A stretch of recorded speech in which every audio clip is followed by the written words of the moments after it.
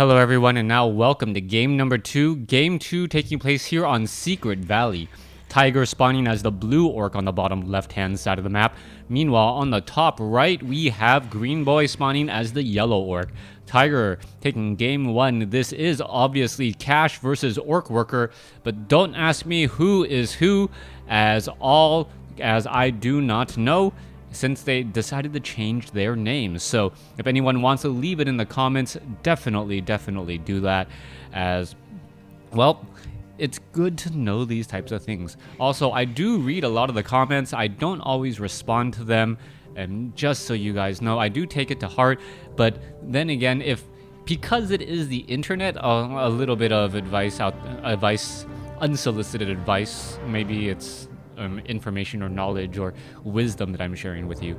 Because it is the internet, what really happens is you hear everyone's opinion, and you tend to hear the most vocal opinion out there, even though there are other people out there who like what you do and appreciate the service and enjoy watching. So you have to be very careful to always listen and adjust your style and your strategy, in at least casting in this instance, since I am producing something for you guys, for the loudest audience, since the loudest audience may not actually be your largest audience, and that's often true in life. So be true to yourself, and remember that the loudest advice may not be the most sound advice either. Anyways, let's go ahead and move forward. It is going to be a Blade Master versus Blade Master matchup once again.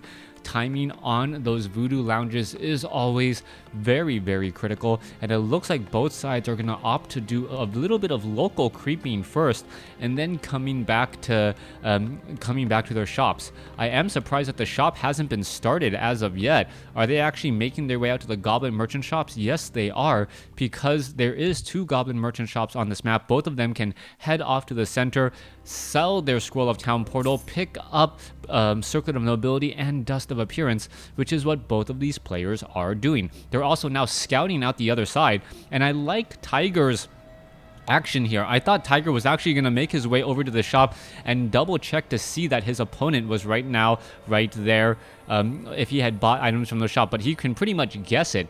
Now what are we going to do here? He's going to make his way over and perhaps try to take down some of these Knoll Wardens, knowing that even if he does take damage on the Blade Master, because of that Fountain of Health, that damage is not really going to amount to much. He should be splitting that damage between the Grunt and the Blade Master, though, as that will split up much more of that damage and allow him to mitigate a lot of the damage here. The Blade Master now picking up a Claws of Attack +6 for Green Boy, very useful item. Meanwhile, Gloves of Haste here. So it is I believe this is actually a reverse of game number 1, where it was Gloves of Haste and Claws of Attack +6 the other way.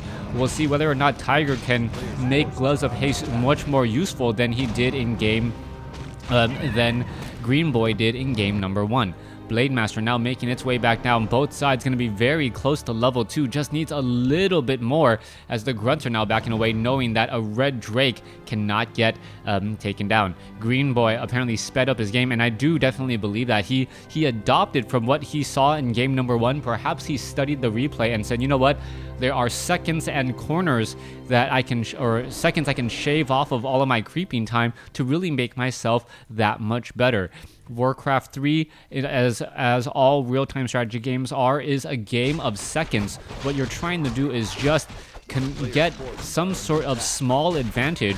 Every second is worth 10 gold, and the more advantages you can get, the stronger and stronger your army becomes, and as your army becomes stronger and stronger, you're able to turn that into a bigger lead as you gain more and more momentum. It looks like Green Boy is doing exactly that, grabbing a lot of momentum, but he doesn't have the Boots of Speed, and he's also taking a bit of damage on his Blade Master. Meanwhile, back down over here, the Voodoo Lounges are just now being started. The Stronghold by Green Boy should be done in just a second here, and he also has the building placement for the Bestiary and the Spirit Lodge in the back of his base to keep it well protected.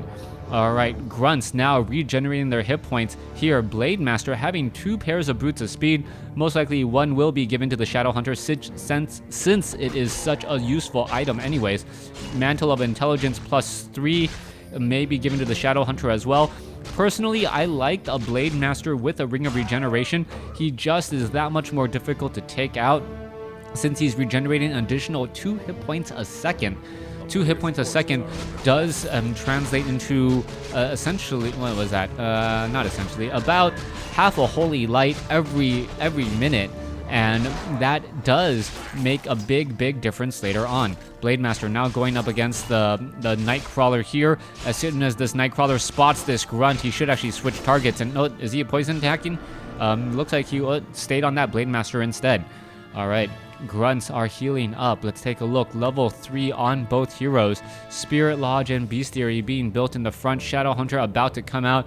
Meanwhile, the Shadow Hunter from Tiger, the blue orc, coming out a little bit faster, as I think he ended up delaying his he delayed his buildings for the hero. Meanwhile, Green Boy went for the went for buildings first and then went for the Altar of Storms, training up that Shadow Hunter. So the Shadow Hunter is going to be able to pop out, and if the Shadow Hunter ends up getting to level 3 first, those healing waves are just going to be that much more potent, keeping that Blade Master in the game much longer. Now the Shadow Hunter has a large hill to overcome, trying to creep by himself, knowing that there is a Blade Master on the loose.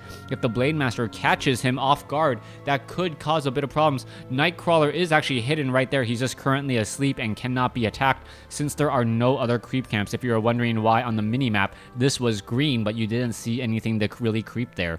Blade Master heading off to, or clearing out the north. The Blade Master really can just overstay his welcome a bit more, knowing that, oh, there is the transfer of some items, knowing that he's just constantly going to get healed just by staying over there. Shadow Hunter, Raiders now being added as well. You can see the Shadow Hunter of Green Boy actually creeping out first.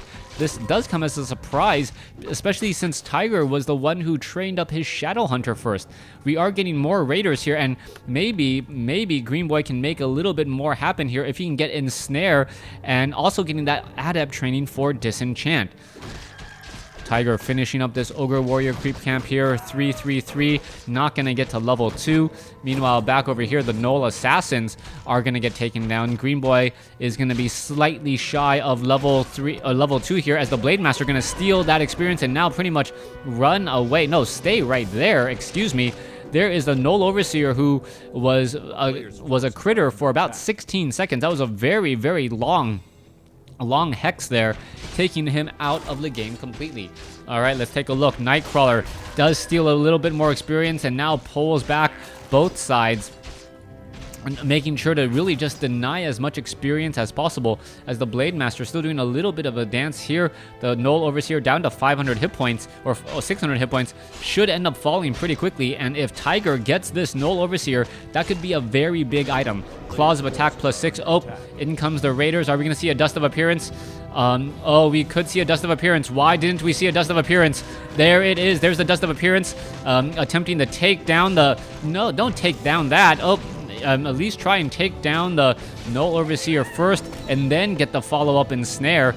Didn't do that. It is only a Ring of Protection +2. Not that great of an item there, but at least he had the foresight to at least use the Dust of Appearance.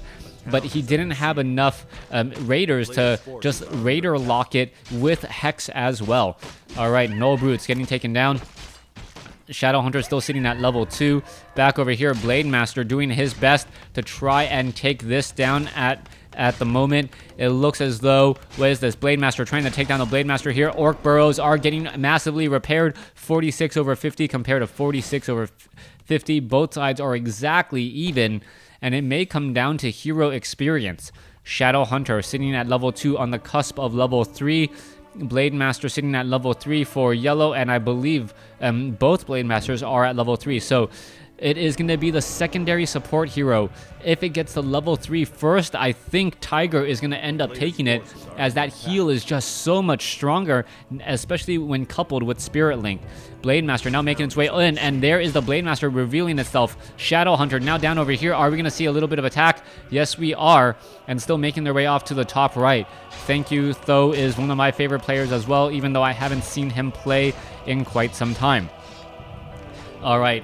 Spirit Walkers now making their way to the top right. Blade Master attempting to take down a couple of Orc Burrows. If the Orc Burrow falls, I do not believe that will give level 3 to the Shadow Hunter. I think you need 2 Orc Burrows. Yeah, 1 more Orc Burrow should do it. Or a Peon. There you go. Peon now level 3 on the Shadow Hunter. Tiger is going to be able to heal back up at a very, very tremendous rate. Spirit Link, where is the Spirit, or where's the healing wave?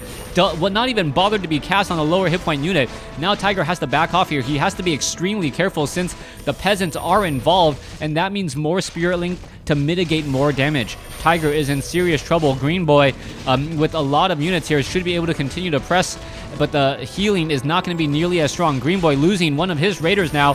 The Shadow Hunter still seen at level 3, has a Scroll of the Beast and Scroll of Healing. Is he going to use it anytime soon? He has not used it. Not enough units of his are apparently low, even though I would have thought that. There is I believe there was a Scroll of Healing and also the Roar of the Beast, and that may start to tip things in favor. True Shot Aura. The Shadow Hunter is slightly attacking faster. There's also the Kodo Beast now over here giving auras as well. Who is going to come out on top? Blue has the Kodo Beast. Yellow does not. Yellow only has a True Shot Aura, but there's not that many range units at all.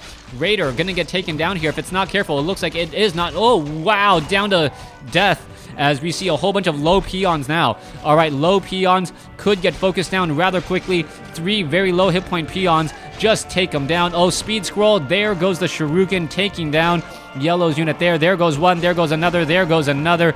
As it is going to be the level 3 Shadow Hunter really making a difference there and giving the victory to Tiger. Thanks for watching. Thanks for listening. Hope you guys enjoyed this best of 3 series. Tiger taking it 2-0.